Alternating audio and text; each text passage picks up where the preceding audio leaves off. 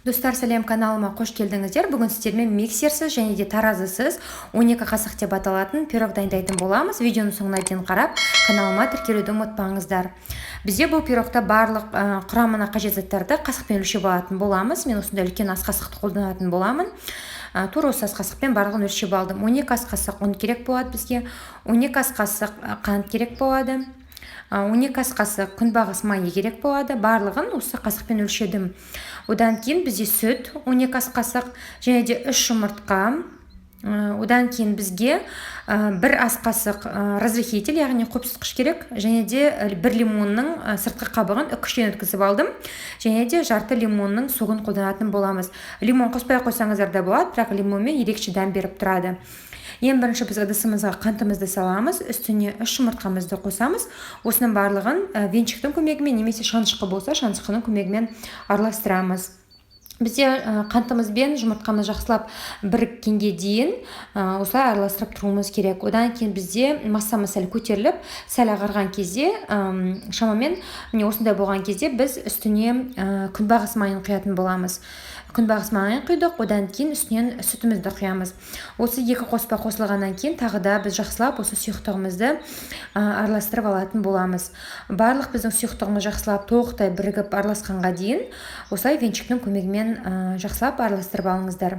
Енді келесі кезекте біз осының үстіне лимонның қабығын, яғни цедрасын және де жарты лимонның суын қысып құйып аламыз.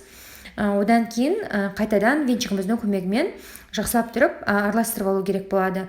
Бұл пирогтың ең бір ыңғайлы жері және де тез дайындалады. Сонымен қатар біз таразыны да миксерді де қолданбай, осылай үйдегі бар заттардан өте қарапайым және дәмді болып шығатын пирог дайындауға болады. Енді біз құрақ қоспамызбен жұмыс жасаймыз. Алдын ала електен өткізіп алған ұнымыздың үстіне қопсытқыш саламыз, яғни разрыхитель. Осының барлығын қасығымыздың көмегімен, яғни екі қоспамыз біріккенге дейін араластырып алатын боламыз. Екі қоспамыз жақсылап араласқаннан кейін осы құрақ қоспамызды сұйықтығымызға салу керек болады.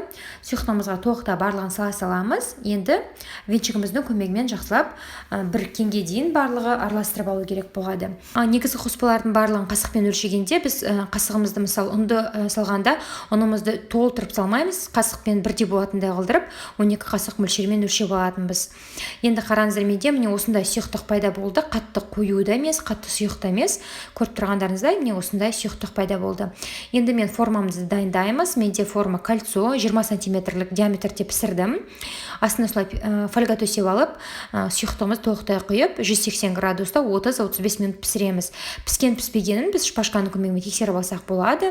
Менің пирогым пісіп, сәл салқындады. Енді үстіне мен қант ұнтағын сеуіп алдым. Қараңыздар, қандай жұп-жұмсақ болып шығады.